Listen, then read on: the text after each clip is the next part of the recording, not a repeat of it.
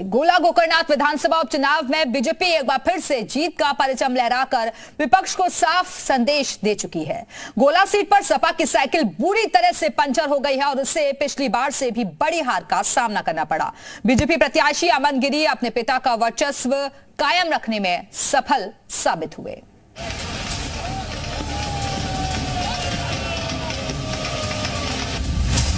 गोला सीट पर बीजेपी का परचम, सपा की साइकिल हुई पंचर। अमन गिरी ने विनय तिवारी को हराया। जीत के बाद बीजेपी में जश्न का माहौल। लखीमपुर खीरी की गोला गोकर्ण सीट पर हुए उपचुनाव में भाजपा प्रत्याशी अमन गिरी ने बड़ी जीत हासिल की है। उन्होंने सपा कैंडिडेट विनय तिवारी को 34,298 वोटों के अंतर से हरा दिया। मार्जिन में उन्होंने अपने पिता अरविंद गिरी का भी रिकॉर्ड तोड़ दिया। अरविंद गिरी ने 2022 में विनय तिवारी को 29,294 वोटों के मार्जिन से हराया था। जीत के बाद अमन गिरी ने पिता अरविंद के सपनों को आगे बढ़ाने का वादा किया।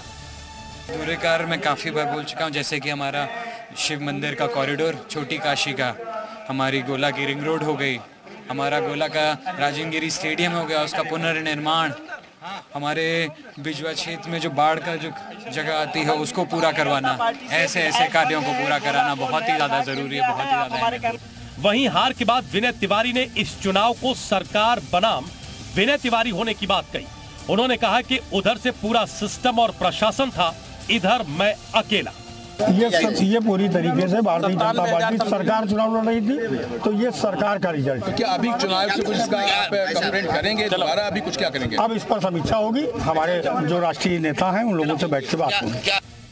अमन गिरी को 1,24,810 वोट मिले, जबकि सपा के विनय तिवारी को 90,512, कुल 2,23,352 वोट काउंट किए गए, जबकि इसमें 1,771 वोट नोटा को पड़े। अमन गिरी ने पहले ही राउंड से बढ़त बना ली थी। पहले राउंड में उन्हें 3,877 वोट मिले, जबकि विनय तिवारी को 2,231 वोट मिले। बढ़त का सिलसिला 32वें राउंड तक जारी रहा। एक बार भी अमन पीछे नहीं हुए। हर राउंड में सपा पर उनकी बढ़त बढ़ती चली गई। गोला सीट पर हुए उपचुनाव में बीजेपी ने भारी अंतरों से जीत हासिल करके एक बार फिर से ये साबित कर दिया कि उत्तर प्रदेश में अभी भी बीजेपी का जादू कायम है। समाजवादी पार्टी के उम्मीदवार विनय तिवारी को अमन गिरी ने 34,000 से ज्यादा वोटों से हराकर एक बार फिर से बीजेपी के खाते में गोला सीट डाल दी है। यूपी में कहा जाता है कि बाई इलेक्शन सत्ता पक्ष का होता है। इसके बावजूद बीजेपी ने इस सीट पर कड़ी मशक्कत की। गोला सीट पर अरविंद गिरी की मृत्यु के बाद सहानुभूति की लहर तो थी ही, साथ ही बीजेपी कैंडिडेट के पक्ष में 39 स्टार प्रचारक भी चुनाव प्रचार करने गोला पहुंचे थे। इसमें खुद सीएम योगी भी शामिल थे, जबकि सपा मुखिया अखिलेश यादव ने गोला में प्रचार नहीं किया। सपा के बड़े नेताओं में केवल प्रदेश अध्यक्ष नरेश उत्तम पटेल ही गोला में प्रचार के लिए पहुंचे, जिसका खामियाजा सपा को उठाना पड़ा। ब्यूरो रिपोर्ट, जी मीडिया। और अब आइए आपको जल्दी से समझाते हैं कि गोला सीट पर जीत के आखिरकार मायने क्या कुछ हैं। ग्राफिक्स के जरिए हम आपको ये पूरी जानकारी दे रहे हैं। सीएम योगी के नेतृत्व में लगातार ये दूसरी जीत है और योगी की यूपी पर पकड़ और भी ज्यादा मजबूत हुई है। ये चुनाव भी जीतने के बाद बीजेपी के कार्यकर्ता उत्साह से लबरेज नजर आ रहे हैं और मैनपुरी और रामपुर उपचुनाव में इसका फायदा मिलने की पूरी उम्मीद है। प्रदेश अध्यक्ष भूपेंद्र चौधरी के नेतृत्व में पहला चुनाव, भूपेंद्र चौधरी की कारगर रणनीति सफल हुई।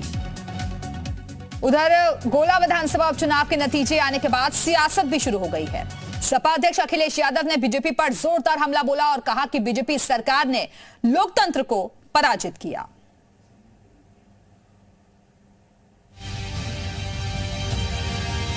नेताजी मुलायम सिंह यादव के निधन के बाद मैनपुरी लोकसभा सीट पर बाई इलेक्शन हो रहा है।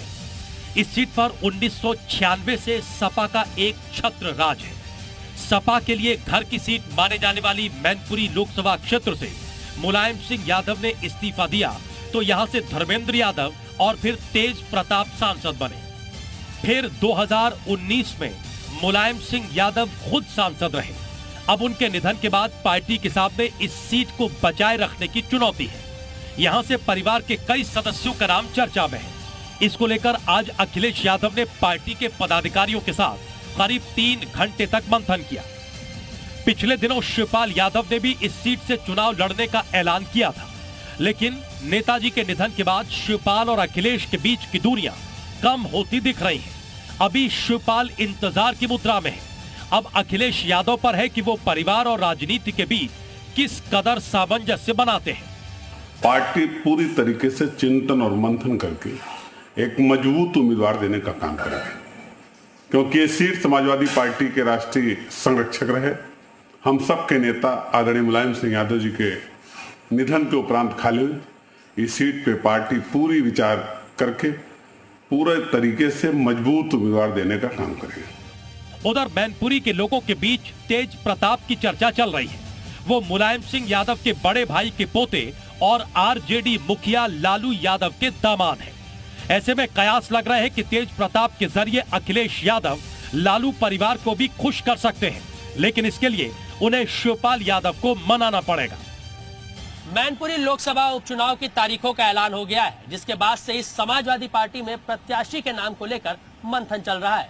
ऐसे में ये उम्मीद जताई जा रही है कि सोमवार तक प्रत्याशी के नाम का ऐलान हो सकता है, लेकिन परिवार में ठनी रार से अखिलेश यादव कैसे पार पाएंगे और किसको अपना प्रत्याशी घोषित करेंगे, ये देखना दिलचस्प होगा।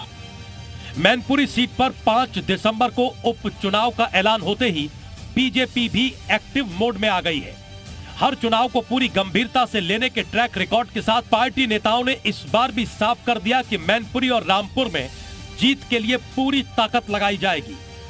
भारतीय जनता पार्टी पूरी ताकत के साथ यहाँ चुनाव लड़ेगी और चुनाव जीतेगी। बीजेपी इन सीटों पर सफलता के मायने अच्छी तरह जानती है। उसे पता है कि अगर बीजेपी समाजवादी पार्टी अखिलेश यादव आजम खान से मैनपुरी और रामपुर सीटों को जीतने में कामयाब रहती है तो इसका संदेश दूर तक जाएगा। ब्यूरो रिपोर्ट, जी मीडिया।